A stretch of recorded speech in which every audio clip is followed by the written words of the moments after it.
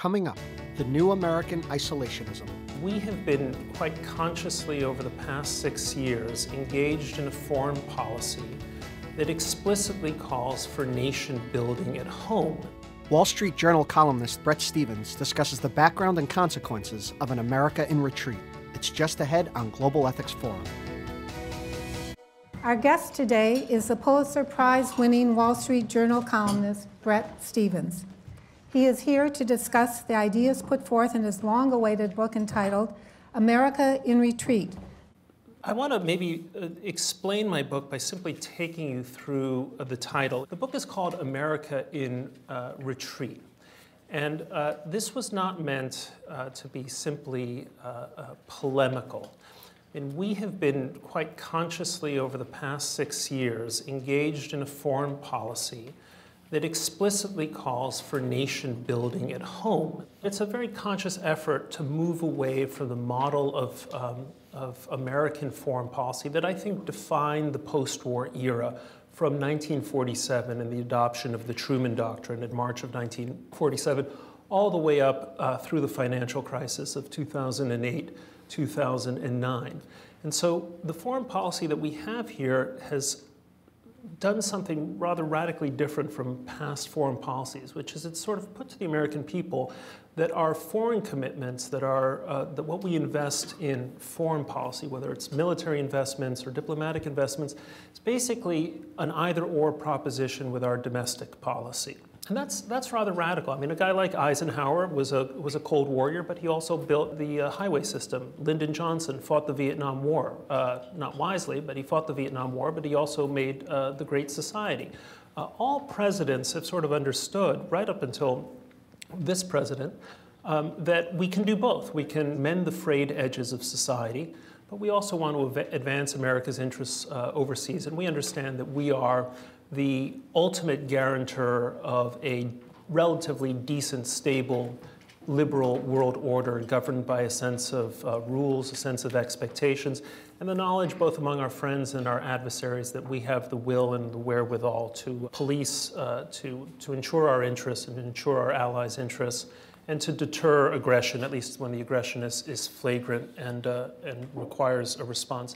That began to change in 2009. It changed because we had a president who wanted it to change, but I think it changed also because we had an American people who wanted it to change. We have to sort of face up to it, and I think this is especially true of those of us who are on the right side of the aisle. In 2009, Americans looked at the world and they said, we have just fought a war in Iraq that at best was, to use that wonderful British expression, the game wasn't worth the candle. We had lost 4,400 troops in this country, presumably first for the sake of trying to find weapons of mass destruction that were not found, then trying to bring democracy to the heart of the Middle East, which proved to be probably a fool's errand. We spent $700, $800 billion in this effort. What we got at the end of this extraordinary effort was a financial crisis unprecedented in modern history, a sharp recession. So it made sense to want a kind of, it made a political sense. There was a logic in saying, let's have this nation building at home, because it seemed that what we were spending abroad was costing us at home. The second point I want to make about American retreat is that American retreat is not America in decline. My colleague, my friend at the Washington Post, Charles Krauthammer, made a comment. He said, decline is a choice. And I think, with respect to Charles, I think he's slightly wrong. Decline is not a choice. I mean, a country like Russia is in decline. Japan is in decline. Europe, or parts of Europe, there's a strong argument to be made, are also in decline. And decline is something that happens for reasons that are typically beyond the reach of any single politician to fix. I mean, Britain in 1945 was in decline. It had spent a quarter of its national wealth trying to win the war. It was spending 20% or 19% of its GDP trying to maintain its military forces. It had this still ongoing colonial enterprise, not just in India, Pakistan, Palestine, but also Nigeria, much of Africa, Belize, and and so on. And no British prime minister, whether it had been Attlee or Churchill or some other prime minister, could have staved off the decline that Britain inevitably was facing. Japan is in decline. I mean, no Japanese prime minister is going to convince Japanese women to have lots of babies, which is what you kind of need to do, right, if you're going to stave off this really terrible demographic picture that they're facing. They're also in decline for another, I think, more interesting and subtle reason, which is that they could grow their population if they accepted immigrants. But that would violate some very core notion of Japanese-ness. And so you have a kind of a cultural fact which obstructs the possibility of a political solution. I don't for a second believe that the United States is in decline. And if this is a point that's often made, you know, we're a nation that's past its prime. Even I'm 41 years old. I'm old enough to remember the declinism of the 1980s when we were convinced that Japan was going to take over. You had Paul Kennedy making a very interesting and in some ways compelling case about imperial overstretch. Today there's another kind of a bout of declinism with the idea that China is rising inexorably. Their GDP is growing by leaps and bounds. This, of course, all depends on actually believing Chinese statistics, which is kind of like believing in Bernie Madoff's returns. You know, I always love the Chinese say, this year we will grow 7.5%, and lo and behold, an economy of 1.3 billion people grows 7.5%. You think, wow, how do they do that? It's amazing. But I don't believe we're in decline. And if you ask an economic historian, I mean, imagine an economic historian in the year 2030, 2035, you say, what were the great innovations of the early 21st century that really defined the economy of the 21st century? I would wager that he would say, or she would say, well, there was the social media revolution, which completely transformed the way that we make our economies work, the way we network with people, the way we communicate, the way we understand one another, the way we marry and date, and so on. Really a dramatic change from just 20 years ago. That was a made-in-America phenomenon. Purely made-in-America phenomenon. We keep thinking, well, this is just an accident that it was Mark Zuckerberg at Harvard and not someone at the Sorbonne or someone at Moscow State University. But it tends to happen in the United States. Third thing, I think much more importantly, is the fracking revolution. And think about fracking. Fracking is something that only could have happened in the United States. It's not like there is no shale oil in Europe, China, Russia, all over the world. But why did fracking happen uniquely in the United States? Well, a few reasons. Number one, only in America do Americans own subsoil property rights. That is to say that you don't need to go and get a license from the central government to check out what's underneath your backyard. That's actually unique in the United States. Second aspect is in America we have federalism. So in Pennsylvania, there's a fracking revolution with what we call the Marcellus Shale. It's not happening in New York because New Yorkers, for a variety of reasons, have made the choice not to frack. Okay, you can say that's a good choice or a bad choice, but that's what federalism is about. And so we're having this process of experimentation, and states are being able to make choices about the balance between economic development and environmental conservation. And that's a purely American thing. And the third thing is we have this sort of spirit of wildcatting, this spirit of adventure in terms of our entrepreneurs. I mean, think of a guy like George Mitchell, sort of the father of fracking. George Mitchell is the son of a Greek sheep herder or goat herder who came to this country 100 years ago to lay track. Think of someone like Harold Hamm, who's the president or the CEO of Continental Resources, the kind of one of the biggest companies to develop the fracking revolution. Harold Hamm is the 13th son of Oklahoma sharecroppers. He started his life pumping gas in Enid, Oklahoma. So America in retreat is not America in decline. And this country still has resources, capabilities that are staggering. And I think again, this is a wager. Niels Bohr said prediction is very difficult, especially about the future. But I would wager that America will be the dominant military and economic power for the rest of this century. I don't see us being overtaken by anyone. So we've made this policy choice for retreat. And as I mentioned, it's being done in part because the president believes in it, in part because it was popular. When I started writing this book in 2012, one of the things that really concerned me was what I sensed was this new isolationism. The president won re-election broadly popular on the foreign policy front. There was a view in the United States that we were living in a relatively benign international environment. The tide of war was receding. Core al-Qaeda was on a path to defeat, and the other affiliates of al-Qaeda were, as the president famously said, the JV team of jihadism. We had reset relations with Russia. We were pivoting to Asia. And there was a sense that, you know, the world was in pretty good shape and we could pretty much leave well enough alone. And so attitudes about our involvement in the rest of the world began to change. You started seeing surveys showing that for the first time a majority of Americans thought that the job for the United States should be to mind our own business. I want to be clear, just to make say a couple things about isolationism. I do not consider isolationism a dirty word. Isolationism is a proud tradition in American foreign policy. Isolationism begins with George Washington's farewell address. You have Thomas Jefferson in his first inaugural talking about friendship, peace, and commerce with all nations, entangling alliances with none. You can make the argument that the sort of isolationist view was often honored more often honored in the breach than in practice, but that's been a long-held view. And in the 19th century, when it took 3 weeks to reach the United States by a steamship or by sailboat, it made eminent sense. When you look at the history of isolationist thinkers, it's not a collection of bigots and xenophobes and anti-Semites and fools. There are great names associated with isolationism. And isolationism, by the way, it shouldn't be an ism. It's not an ideology. It's a tendency. It's the general view that America should stand apart. You know, people talk about American exceptionalism, and American exceptionalism shares kind of some space with isolationism. If we are an exceptional nation, why do we have to muddy our hands in what the rest of the world may or may not be up to?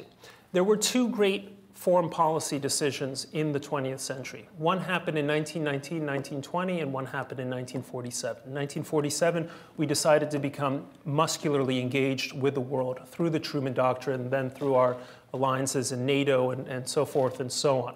But the other great foreign policy decision happened in 1919, 1920 over the fight over the Treaty of Versailles. And think about the parallels. You had a president who was a crusading president, quite religious, went to war to make the world safe for democracy. Many lives were lost in this war, but the war came to a somewhat ambiguous conclusion. And then when Americans took a look at what had been achieved, they thought, you know, this is not such a good idea. This is not such a good thing. And so they retreated and they elected a president from the other party who was promising what he said was normalcy. There is more in common between the foreign policies of Barack Obama and Warren Harding than people typically will appreciate.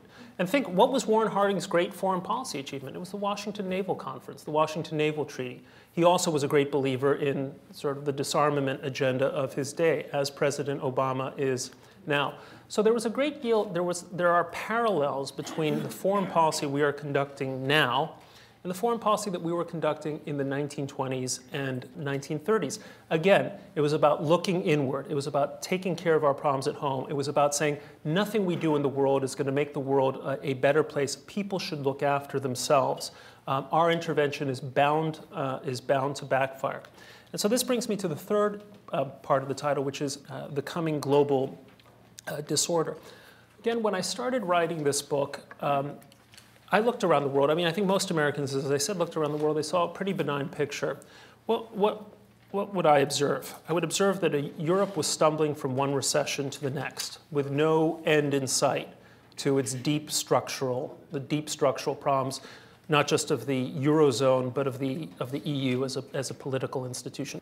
Second thing is, you looked over at the Arab world, and the Arab Spring had quickly begun to fall apart in a very, very worrisome way. It wasn't just the kind of the disappointments of the Arab Spring. It was the unraveling of the Arab world.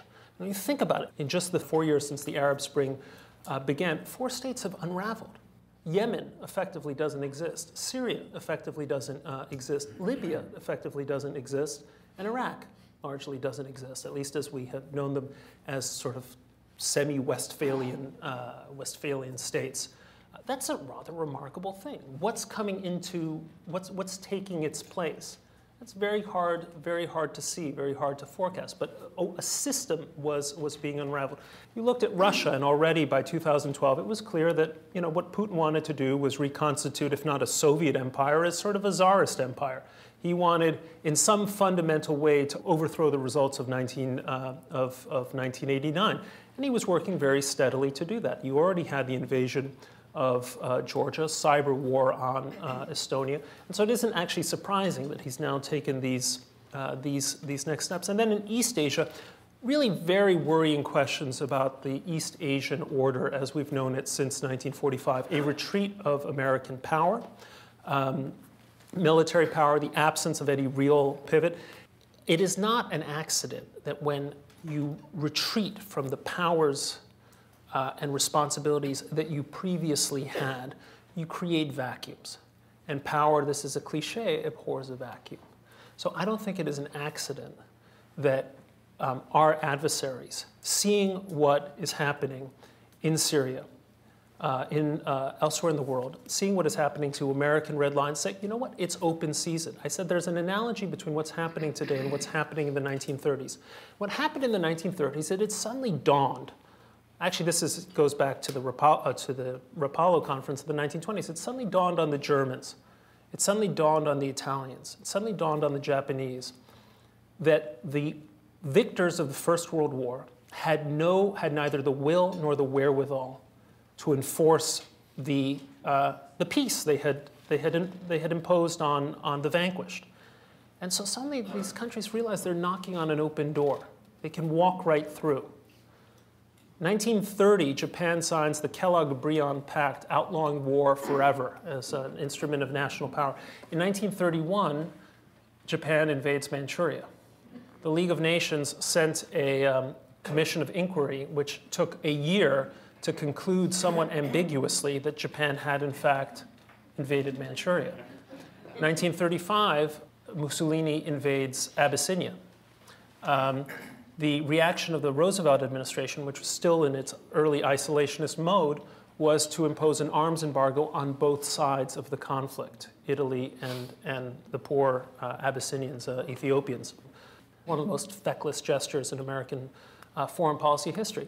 1938, it's the same story with the Sudeten crisis, and so on. So there was a sense, clearly, among revisionist regimes, those that wanted to revise their global or their regional order, that they could act and no one was going to oppose them. And I think there's a sense today among the revisionist regimes of the present that they can act and no one is going to oppose them. It is a scary thing when I talk to diplomatic sources around the world, both countries that are friendly and countries that are less friendly, the sense that they don't think that America intends to oppose revisionist designs anywhere in the world. So we're entering into a world of ambitious rogues who think it's open season and nervous freelancers who are looking at other security arrangements. And this becomes a world of a kind of a dynamic unpredictability. You don't know what's going to happen next. If you look at the things that have happened in our foreign policy over the last 2 or 3 years, I think the quality that you'd say is it's unpredictable. It's who would have thought this was possible. You saw it in John Kerry's reaction to the invasion of Ukraine. He said, this is 19th century behavior. It was wonderful. It had a very pregnant expression. I don't know if he was sort of conscious of just how resonant the language he used was, but this was just, we're entering a world in which this stuff isn't supposed to happen. And yet it is, because the old guarantees that had defined world order for the past 50 or 60 years no longer are present. Now let me just finally finish with a few thoughts about where we head next. We're here in New York City. 25 years ago in New York City, the murder rate was 30 murders per 100,000 people. This was a city where crime was just totally out of control. Today in New York, the murder rate is about 5 murders per 100,000. So it went from 30 to 5. It's a historic drop. How were we able to transform disorder into order? Well, there were a number of reasons. One is the crack epidemic crested. Another is we had something called CompStat, kind of computerized management of crime. But what we had, and what was really quite striking, was was broken windows policing. What's broken windows policing? It is the notion that the business of the police isn't simply to react to crime, to react to disorder. The business of the police is to create and enforce order. And so one of the things that Commissioner Bratton did, and then Commissioner Kelly, is he started putting cops on the street. And so if you're a little old lady and you come out of your house and you want to go to the bodega to do some shopping, you know, there's a cop right there who's looking at you. And he's telling you, you can go and do your shopping and it's going to be okay. And if you're a young thug or you're thinking an aspiring young thug and you see a cop there, you're going to say, I'm going to skedaddle somewhere else. And from time to time, there will be a crime committed and the policeman will have to step in. The roles of being a cop and being a priest are very different. One of the things that went wrong in Iraq for the United States is we went in there on the theory of being a cop, that Saddam Hussein was a threat to world order, that he had weapons of mass destruction, that we had to get rid of him. And that was actually a view I still embrace and endorse. But suddenly we went into Iraq, we discovered there were no WMD, or at least WMD that would threaten us. And we decided to adopt a new mission, which was to be a priest. We stopped being in the business of enforcing order and went into the business of trying to change hearts and save souls. That's what priests do. And so we went from a war in which we got rid of this tyrant to this mission to turn Iraq into something that I don't think it ever could be. We went into Iraq to make an example of Saddam Hussein, and we ended up staying in Iraq to make Iraq exemplary. And the difference between example and exemplary was measured in about 4,000 lives, and from success to fiasco. Now I talk about this with respect to what it means to be a policeman, which is that the job of a policeman is simply to enforce order. It's not to transform societies. It's not to make your dreams come true. For the last 20 years, since the end of the Cold War, one of the deepest failures of American foreign policy is that we got into this business of trying to make our dreams come true in foreign policy. Let's have a peace process between Israel and the Palestinians. Dream come true type of foreign policy. There's a lot more in common between the Clinton foreign policy and the Bush foreign policy, Bush too, than people realize. It was Rousseauian. It was the idea that man is essentially good, and the business of American power is to kind of, bulldoze the way towards bringing out the goodness in man. Very different, by the way, from the view of our founders on human nature, which took a distinctly dimmer view. So we had this kind of foreign policy of trying to make dreams come true.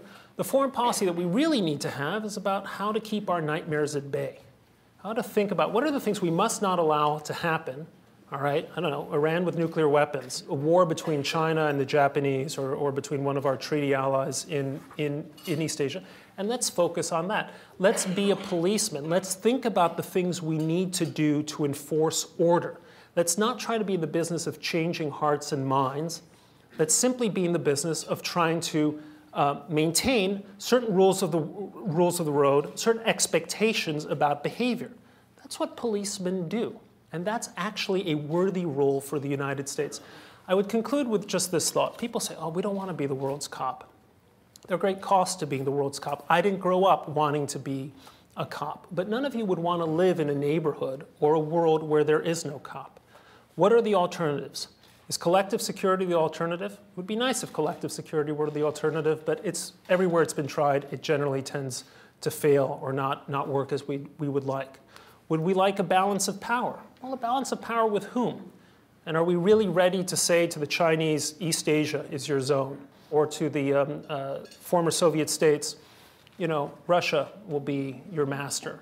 I don't think we're ready to do that. It's perfectly okay if the balance of power is between, common civilization, but even the balance of power failed on the eve of the First World War. So balance of power doesn't seem to work. And then there's the Fukuyama vision, which is also Immanuel Kant's vision of perpetual peace through democracy and capitalism. But don't forget that 100 years ago, on the eve of the First World War, the two countries who were the world's largest trading partners were Germany and Great Britain. These countries traded with each other. These countries were highly advanced European civilizations. And guess what? They spent 4 years murdering and butchering one another in the First World War. So the alternatives to Pax Americana, the alternatives to the world's policemen, I don't think really exist. This is a role that we ought to embrace. Last point I want to make, this is not necessarily a heroic vision, and I think that if I were reviewing my book, I'd say the problem is, how do you sell Americans who are by nature idealists? How do you sell Americans on the very pragmatic thing, your job is to be a cop? That's a tough thing to do. But what I do want, and what I finally hope this book achieves, is a kind of pedagogy, especially for Democrats, but especially, I have to say, for Republicans, about what a sober, responsible, conservative foreign policy should look like. One that is statesmanlike, one that understands what our priorities need to be, one that doesn't fall prey to a kind of a utopian belief that America can redeem the world on the one hand, or equally utopian, that we can remove ourselves from the world on the other hand and find our security that way. We can't. So this is, I think, a counsel of realism, and I hope that lots of people read this and say, this is the right foreign policy that finds the middle road between the excessive overcommitments of the Bush administration and the caution, perhaps the excessive caution and reactiveness of the Obama administration. So what I'm hoping is that this is the Goldilocks recipe for some kind of middle road foreign policy. Thank you.